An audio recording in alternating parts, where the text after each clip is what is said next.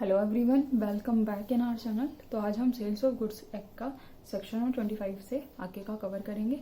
जैसे कि हमने पिछली वीडियो में सेक्शन नंबर 24 तक कंप्लीट कर लिया है। तो शुरू करते हैं सेक्शन नंबर 25 से। Reservation of rights of disposal. जब हम गुड्स को डिस्पोज करेंगे, मतलब डिलीवर करेंगे, तो हमारे पास क्या क्या राइट्स रहने वाले हैं सेलर के पास। This section preserves the right of disposal of goods to secure that price is paid before the property in goods passes to buyer. ये जो सेक्शन है ये हमें ये प्रिजर्व करता है कि the right of disposal of goods to secure that price is paid before the property in good passes to the buyer. मतलब जो प्राइस है वो प्रॉपर्टी पास किए जाने से पहले ही पेएबल हो जाना चाहिए।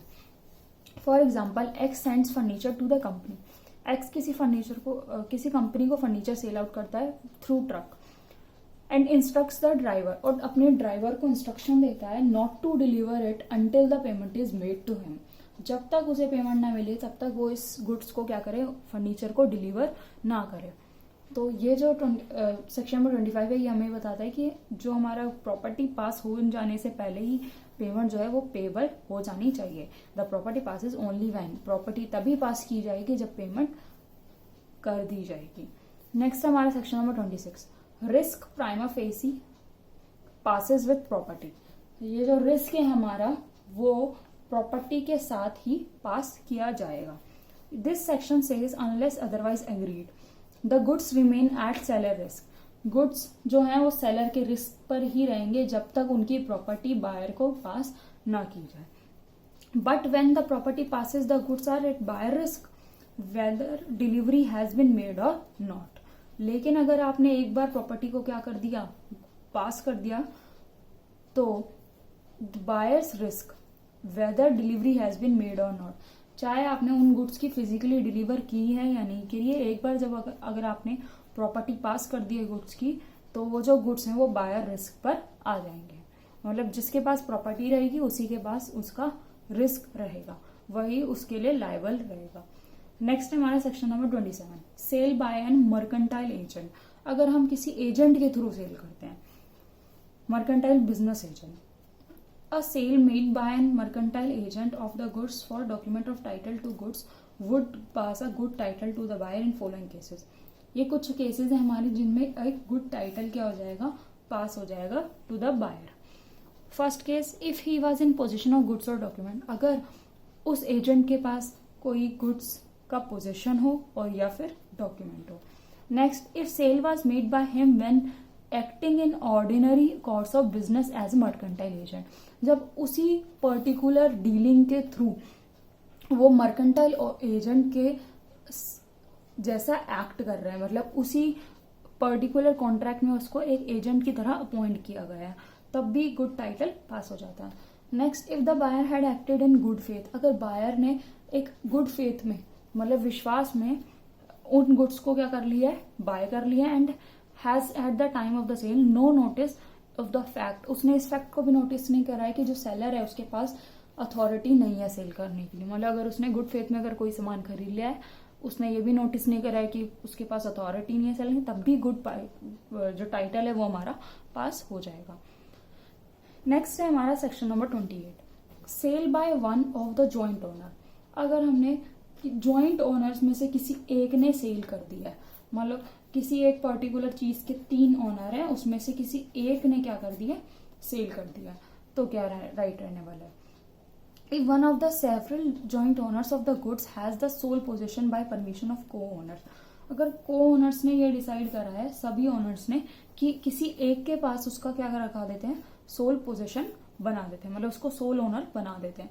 The property in goods transfer to any person who buys them of such joint owner. तो जो प्रॉपर्टी, उन गुड्स की प्रॉपर्टी है वो किसी और पर्सन से पास हो जाती है, who buys them of such joint owner in a good faith, अगर वो गुड फेथ में उनसे सामान खरीद लेता है, एंड और उसने ये भी फैक्ट नोटिस नहीं करा कि उस सेलर के पास उसको अथॉरिटी नहीं है उसको सेल करने की। फॉर एग्जाम्पल, जैसे कि इधर 3 ऑनर है हमारे, A B C.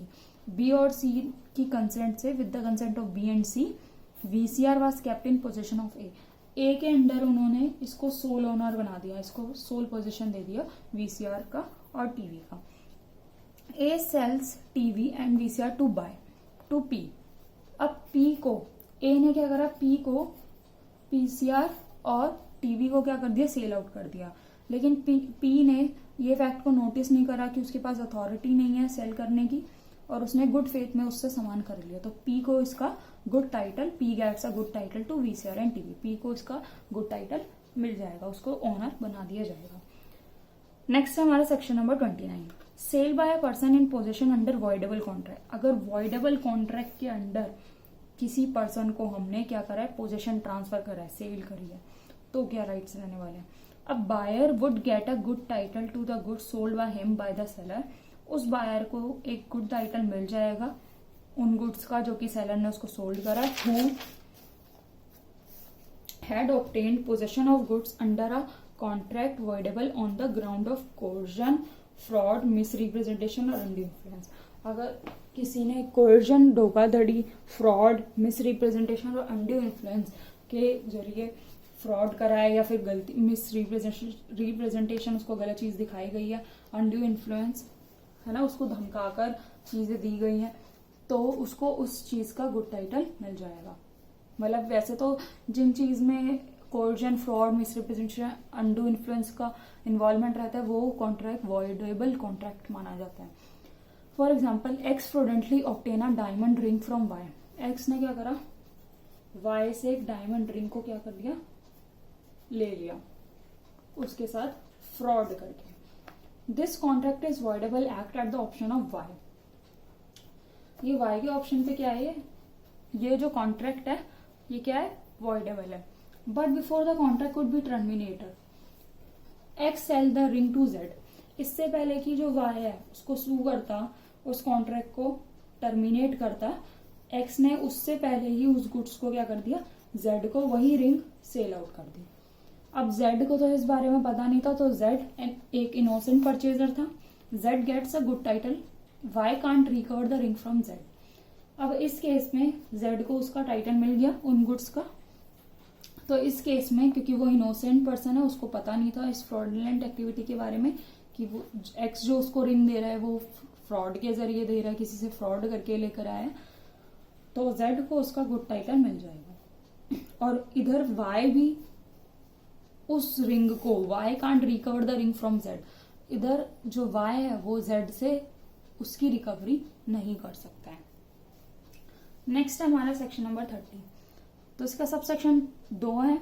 Sub section 1 क्या आता है, sale by one who has already sold the goods but continue in possession there of.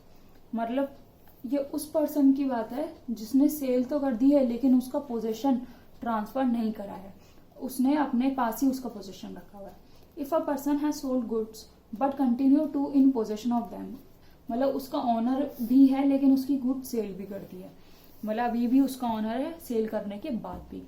और of the document of the title to them he may sell them to a third party और if such a person obtain the delivery of goods in faith, अगर किसी और person ने उसके faith में उसका सामान खरीद लिया है without noticing of the previous sale, उनको प्रीवियस सेल के बारे में पता नहीं है, he would have good title to them, फिर भी उसको उसका टाइटल मिल जाएगा। For example, during ICL matches, ICL के मैचेस चल रहे थे, P buys TV set from R, पी ने क्या करा, आर से टीवी सेट खरीद लिए। After some days R agrees to deliver the same to P, after some days R sells the same to S. अब आर ने क्या करा, उन्हीं गुड्स को क्या करा, उन्हीं टीवी को एस को सेल आउट कर दिया हायर प्राइसेस पे। Who buys in good faith and without knowledge of previous sale S gets a good title. अब आर ने उन्हीं टीवी को क्या करा, एस को सेल आउट कर दिया और वो भी हायर प्राइसेस पे। Who buys in good faith, उसने एस ने क्या करा, गुड फेथ में उससे सामान खरीद लिया without knowledge of the previous sale, उसको प्रीवियस सेल के बारे में पता नहीं था। इस केस में जो एस है उसको एक गुड टाइटल मिल जाएगा उन गुड्स का।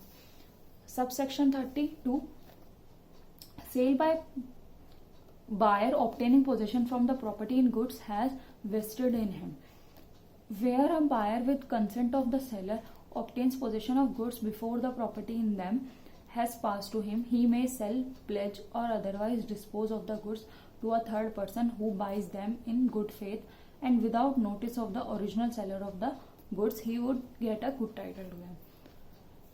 इसका एक एग्जाम्पल लेते हैं. A took the car from B. A ने क्या करा, B से एक कार को लिया ऑन अ कंडीशन, लेकिन एक कंडीशन रखी, A would pay a monthly instalments of 5,000 as a hire charges. A उसको 5,000 रुपीज हायर चार्जेस के देगा, मतलब सिर्फ उस कार को हायर करने के. लेकिन उसके पास with an option to purchase it, और उसके पास उस कार को परचेज करने का ऑप्शन भी है अगर वो 1 लाख रुपीज 24 इंस्टॉलमेंट्स में पे कर देता है. After payment of few instalments, उसने कुछ ही इंस्टॉलमेंट्स पे करी थी अभी, लेट्स से 2 मंथ्स की इंस्टॉलमेंट्स पे करी थी अभी. ए सोल्ड कार टू सी. अब ए ने, मतलब ए अभी उसका ऑनर बना भी नहीं है, सिर्फ उसने हायर चार्जेस पर पे करे हैं और सिर्फ कुछ ही इंस्टॉलमेंट्स पे करी है, अभी उसका ऑनर नहीं बना है. लेकिन उसने क्या करा है, ए ने इस कार को सी, किसी थर्ड पार्टी को सेल आउट कर दिया, सी को. अब जो B A can recover the car from C since A had neither bought the car nor had agreed to buy the car. He has only option at the to buy the car.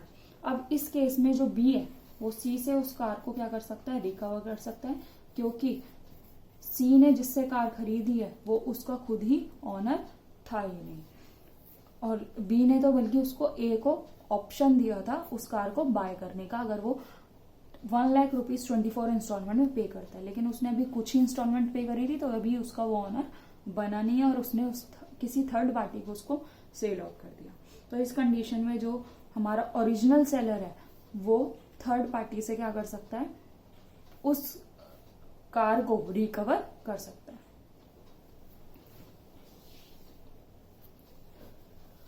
Next है हमारा section number 31. ये बात करता है हमारा duties of the seller and the buyer. Buyers और seller की क्या क्या ड्यूटी रहने वाली है कॉन्ट्रैक्ट ऑफ सेल के दौरान. सेलर की ड्यूटी क्या बनती है कि वो टू डिलीवर द गुड्स को डिलीवर कर दे within a reasonable time. और बायर की क्या ड्यूटी रहती है, to accept and pay for them, उन गुड्स को एक्सेप्ट कर ले और उनकी पेमेंट कर दे.